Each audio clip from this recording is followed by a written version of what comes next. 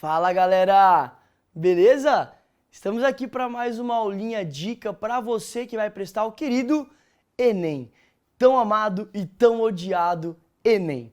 Eu trago para vocês hoje um assunto super importante nesse vestibular, né? No caso pra gente, eu trago uma diquinha para você sobre gases, beleza? Turma, quando nós falamos de gases, é legal a gente situar um pouquinho antes da gente começar que tem um N questões que podem cair, só que estamos aqui para falar dos principais. Você lembra que os gases são regidos por 3 variáveis de estado? Lembra disso? Não lembra? Então calma, olha lá. Nós temos a pressão, o volume e a temperatura. Todo gás tem essas 3 variáveis: pressão, volume e temperatura. E ela funciona super bem, no caso aquela formulinha do Pivot-Povettot, lembrou? Pivot-Povettot?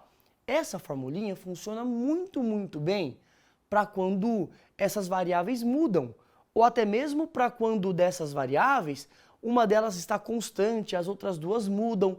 Funciona perfeitamente. Só que ela tem uma limitação, né? Qual é a limitação, Henrique?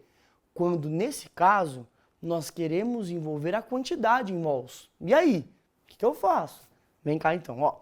Galera, quando a gente vem pensando, então, nessa questão, eu trago para vocês a equação de Clapeyron. Na equação de Clapeyron, nós temos as 3 variáveis, sendo relacionada agora também com o número de mols. Ah, beleza. E aí eu surjo com a formulinha do PV/NRT.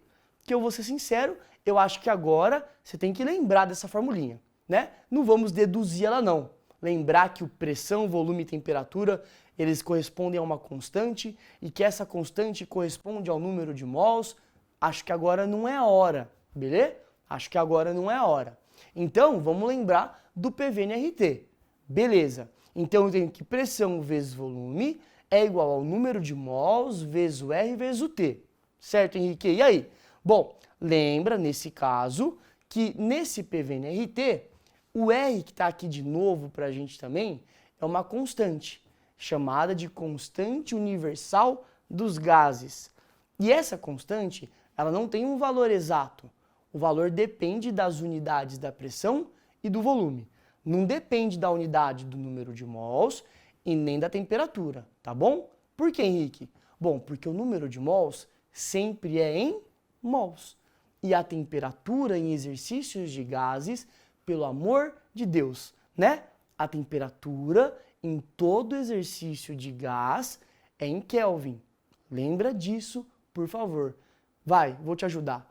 Para a gente passar de graus Celsius para Kelvin, a gente pega então ali em graus e soma 273.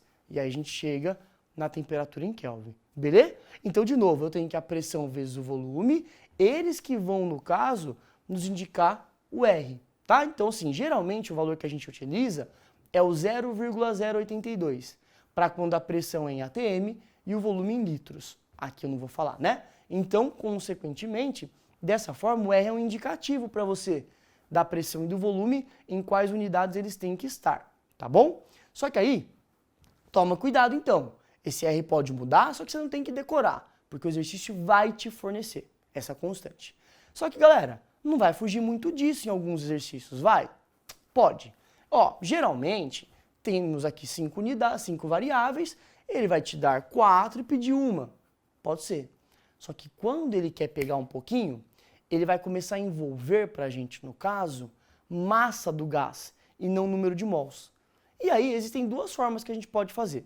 A primeira, que é o que eu mais gosto, né? A gente pode pegar esse eminho por emão e substituir aqui. Pega o eminho por emão e substitui aqui. Então ficaria PV, eminho por emão, RT. Posso fazer isso? Pode. Você pode substituir. E é até legal que você substitua, sabe por quê? Com o passar do tempo no estudo de gases, olha o que acontece. Eu pego esse volume, tombo para cá, e aí fica massa por volume, eu chego na densidade. Opa! Tá vendo o caminho que a gente está fazendo? Tô chegando na formulinha de densidade. Beleza. Então, eu gosto de substituir. Aí você fala, mas professor, fala. Eu gosto de fazer assim.